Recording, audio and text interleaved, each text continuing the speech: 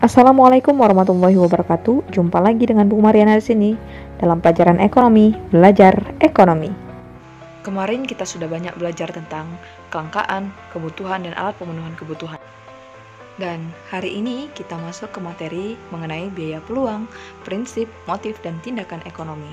Tujuan pembelajaran kita pada hari ini ialah menentukan biaya peluang dan menerapkan prinsip ekonomi, motif ekonomi, tindakan ekonomi dengan kritis, kreatif, komunikatif, jujur, dan bertanggung jawab. Berikut peta konsep yang akan kita pelajari pada materi kali ini. Yang pertama, kita akan membahas banyak tentang biaya peluang, prinsip ekonomi, motif ekonomi, serta tindakan ekonomi. Biaya peluang ini terdiri dari skala prioritas, pengertian biaya peluang, istilah-istilah mengenai biaya, dan studi kasus. Langsung kita masuk ke materi yang pertama. Coba kita perhatikan orang-orang di sekitar kita. Ada banyak sekali bukan jenis pekerjaan, profesi, mulai dari polisi, pengacara, astronot, dokter, dan lain sebagainya. Namun, sadar atau tidak, semuanya pernah melakukan kegiatan ekonomi, mulai dari konsumsi, distribusi, maupun produksi. Lalu, ada hubungan apa dengan materi kali ini? Sangat berhubungan. Jadi, masing-masing dari profesi tersebut dalam melakukan kegiatan ekonomi akan menanggung biaya peluang, menerapkan prinsip, motif, dan tindakan ekonomi. Tentu kita masih ingat bahwasanya kemarin kita sudah belajar tentang kelangkaan, di mana permasalahannya ialah kebutuhan kita yang terus meningkat sementara ketersediaan barang dan jasa yang terbatas. Hal ini yang menuntut kita untuk pandai-pandai membuat skala prioritas. Lalu, apa itu skala prioritas? Skala prioritas merupakan urutan-urutan yang mana yang diutamakan. Dalam menentukan sesuatu, tentunya kita harus memilih nih.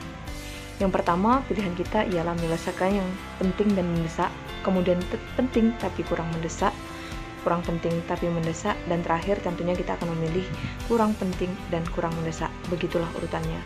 Atau sederhananya, yaitu kita mendahulukan kebutuhan baru keinginan. Lalu kira-kira faktor apa sajakah yang mempengaruhi skala prioritas? Yang pertama ialah tingkat kepentingan. Kita harus bijak, mana yang lebih penting, itulah yang didahulukan. Kemudian yang kedua, kemampuan diri. Jadi, mulai dari saat ini, kita harus pandai mengukur kemampuan keuangan kita, kemampuan tenaga kita, apakah mampu kita menyelesaikannya atau belum. Apabila memang sudah mampu, baik sumber daya modal maupun tenaga kita sudah siap, maka selesaikan. Namun, apabila masih ada yang kurang, maka kita tunda terlebih dahulu sampai sudah siap betul. Dan yang ketiga ialah mempertimbangkan masa depan. Apakah pilihan kita tersebut akan bermanfaat untuk masa depan atau malah sebaliknya? Faktor-faktor inilah yang akan mempengaruhi skala prioritas. Sehingga kita dapat tarik kesimpulan bahwasanya kelangkaan menyebabkan alat pemenuhan kebutuhan terbatas, sehingga kita dipaksakan untuk memilih. Dengan menerapkan skala prioritas, artinya ada yang diprioritaskan dan ada juga yang tidak dipilih. Nah, yang tidak dipilih inilah yang disebut dengan biaya peluang atau opportunity cost. Materi berikutnya ialah kita akan memahami istilah-istilah mengenai biaya yang ada di dalam ekonomi. Jadi yang pertama ada biaya sehari-hari, kemudian ada biaya peluang atau biaya implisit atau ongkos alternatif atau istilahnya disebut dengan opportunity cost, kemudian ada biaya eksplisit, kemudian ada biaya sesungguhnya atau biaya kesempatan, kemudian ada laba rugi akuntansi atau keuntungan akuntansi, berikutnya adalah laba rugi ekonomi atau keuntungan ekonomi. Masuk ke pengertian yang pertama, yaitu biaya sehari-hari, merupakan pengorbanan yang harus dilakukan untuk melakukan suatu kegiatan ekonomi tanpa memperhitungkan kerugian karena dikorbankannya kegiatan lain. Yang artinya berlawanan dengan biaya peluang. Kalau biaya peluang ini sebaliknya, sejumlah barang atau pendapatan yang harus dikorbankan karena sudah memilih sesuatu atau kesempatan yang hilang karena telah memilih alternatif lain. Nanti kita bahas tentunya. Kemudian, biaya eksplisit adalah biaya yang dikeluarkan perusahaan untuk membayar biaya input atau biaya atas penggunaan faktor produksi, misal bayar gaji karyawan, beli bahan baku untuk produksi, biaya penjualan, dan lain-lain. Artinya biaya ini betul-betul dikeluarkan. Selanjutnya, biaya sesungguhnya atau biaya kesempatan. yang merupakan biaya yang dikeluarkan perusahaan dan yang tidak mengharuskan perusahaan untuk membayar biaya-biayanya. Jadi terdiri dari biaya implisit ditambah biaya eksplisit. Selanjutnya, yang berikutnya ialah laba rugi akuntansi atau keuntungan akuntansi. Artinya, selisih antara seluruh pendapatan perusahaan dengan seluruh biaya eksplisit. Nah, ini artinya keuntungan akuntansi atau kerugian akuntansi diperoleh dari pendapatan total dikurangi dengan biaya total atau biaya eksplisit. Dan yang terakhir ialah laba rugi ekonomi atau keuntungan ekonomi atau economic profit. Artinya selisih antara pendapatan total dengan biaya sesungguhnya. Ingat, biaya sesungguhnya tadi terdiri dari biaya implisit dan biaya eksplisit. Nah, atau bahasa lainnya ialah keuntungan ekonomi sama dengan keuntungan akuntansi dikurangi dengan biaya implisit. Jadi dalam ekonomi ada menghitung biaya implisitnya. Begitu, semoga paham. Untuk itu, mari kita lihat contoh berikut. Yang pertama, sebagai konsumen yang memiliki banyak kebutuhan, Rani memiliki uang Rp50.000. Saat ini Rani membutuhkan kuota untuk belajar daring dan jilbab agar tampak modis. Manakah menurut kalian yang termasuk kebutuhan prioritas dan berapa biaya peluangnya? Jawabannya adalah kuota. Karena sebagai peserta didik, Rani memiliki kewajiban untuk mengikuti pembelajaran secara daring pada saat ini. Nah, artinya membeli kuota adalah prioritas pertama, kemudian kalau ada sisa, baru bisa menyimpan untuk membeli jilbab. Artinya biaya peluangnya adalah sama dengan harga jilbab yang tidak dibeli. Baik, kita masuk ke contoh yang kedua. Sebagai produsen yang memiliki pilihan untuk memproduksi, perusahaan ABC merupakan penghasil makanan ringan siap saji dengan menggunakan mesin produksi. Apabila perusahaan ABC memutuskan membeli mesin baru dengan tujuan menghemat biaya produksi, biaya bahan bakar untuk mesin produksi yang baru senilai Rp1.000.000 per produksi. Sementara apabila memaksakan menggunakan mesin lama, akan memakan biaya produksi senilai Rp1.250.000 per produksi.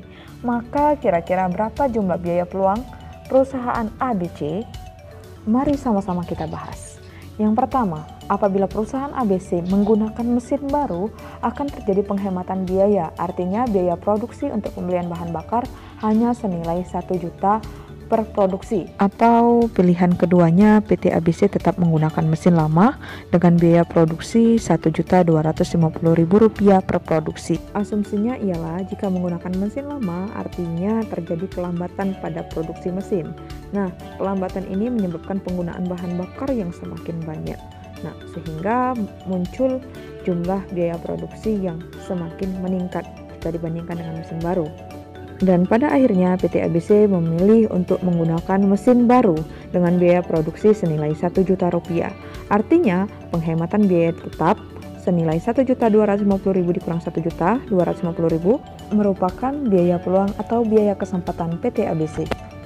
Baik, kita lanjut ke contoh yang ketiga. Ketika kita dihadapkan lebih dari satu pilihan. Contoh, Ahmad lulus MA di salah satu kota. Karena kegigihannya, setelah lulus Ahmad diterima dan mendapat beasiswa di salah satu PTN terbaik di Indonesia. Selain itu, Ahmad juga diterima untuk bekerja full time di salah satu perusahaan swasta dengan gaji 5 juta per bulan. Kemudian diterima juga sebagai kasir dengan gaji 3 juta per bulan. Jika Ahmad memutuskan untuk kuliah, maka biaya peluang atau opportunity cost Ahmad senilai. Jawabannya adalah lulus dari MA, alhamdulillah Ahmad mendapatkan 3 pilihan yang baik. Yang pertama, kuliah di PTN gratis beasiswa. Kemudian yang kedua, bekerja di perusahaan swasta dengan gaji 5 juta per bulan. Atau yang ketiga, bekerja sebagai kasir dengan gaji Rp3.500.000. Nah, jadi ceritanya Ahmad memilih kuliah di PTN. Artinya, ada 2 alternatif yang tidak dipilih oleh Ahmad, yaitu bekerja di perusahaan swasta dengan gaji 5 juta atau bekerja sebagai kasir dengan gaji Rp3.500.000. Nah, jadi prinsipnya pada biaya peluang ini antara 2 ini, gaji sebagai kasir atau gaji sebagai karyawan swasta. Nah, pada prinsipnya biaya peluang ini tetap memikirkan hal-hal yang logis. Artinya, secara logika tidak mungkin Ahmad bisa bekerja pada 2 tempat dalam waktu full time. Artinya biaya peluang ini adalah satu yang paling besar yang dikorbankan. Dalam hal ini 5 juta bekerja di perusahaan swasta yang tepat merupakan biaya peluang yang dikorbankan oleh Ahmad. Kita masuk ke contoh soal yang keempat. Jadi kasusnya ialah seseorang resign dari pekerjaan dan memilih membangun usaha. Aperta bekerja sebagai manajer di salah satu hotel bintang 5 yang terkenal di Jakarta. Aperta mendapat gaji 20 juta per bulan. Karena ingin mengembangkan diri, ia berhenti bekerja sebagai manajer dan membuka sebuah restoran. Restorannya menempati rumahnya yang dahulu disewakan sebesar 10 juta per bulan. Untuk modal kerja, ia mengambil depositonya sebesar 500 juta rupiah, yang berbunga biasanya 6 juta per bulan. Berikut ini disajikan laporan pengelolaan restoran Aperta. Restoran Aperta menerima total pendapatan senilai 150 juta. Kemudian dikurangi dengan biaya eksplisit. Ingat, biaya eksplisit adalah biaya yang betul-betul terjadi untuk kegiatan produksi. Terdiri dari biaya tenaga kerja senilai 72 juta dan biaya bahan dan peralatan senilai 48 juta. Total biaya eksplisit adalah 72 ditambah 48 juta, totalnya 120 juta. Nah, penerimaan total dikurangi dengan beban, jumlahnya adalah 30 juta. Ingat, penerimaan total dikurang biaya eksplisit disebut dengan laba akuntansi. Kemudian, laba akuntansi dikurangi dengan biaya implisit. Apa itu biaya implisit? Biaya opportunity cost atau biaya yang mana bila dia tidak membangun restoran, dia masih menerima gaji senilai 20 juta rupiah. Kemudian juga Aperta bisa mendapatkan bunga deposito 6 juta yang belum dia tarik sebelumnya, dan sewa rumah sebelum dijadikan restoran senilai 10 juta rupiah. Sehingga biaya peluang atau biaya implisit atau opportunity cost-nya adalah 36 juta. Akhirnya kita temukan laba atau rugi ekonomi senilai 6 juta. Ingat, 6 juta rupiah ini adalah rugi ekonomi. Dari studi kasus ini, Ibu harapkan anak-anak dapat memahami mengenai pengertian sampai dengan penerapan biaya eksplisit, biaya implisit, laba akuntansi, maupun laba ekonomi. Nah, dari sini juga kita dapat tarik kesimpulan bahwasannya jika laba akuntansi lebih kecil daripada biaya peluang, maka perusahaan tersebut secara ekonomi sebenarnya mengalami kerugian. Jadi jika perusahaan restoran Aperta hanya memperoleh penerimaan total 150 juta, artinya masih terjadi kerugian secara ekonomi dibandingkan dia bekerja sebagai manajer perusahaan. Artinya Aperta harus lebih bersemangat lagi untuk meningkatkan omsetnya sehingga total omset per bulan berikutnya terjadi peningkatan dan tidak mengalami kerugian secara ekonomi lagi. Begitu, semoga anak-anak paham. Selanjutnya kita masuk ke latihan soal berikut. Jadi ada 2 soal. Soal pertama kasusnya Pak Aziz. Silahkan disimak, di screenshot, kemudian bisa disalin di buku latihannya.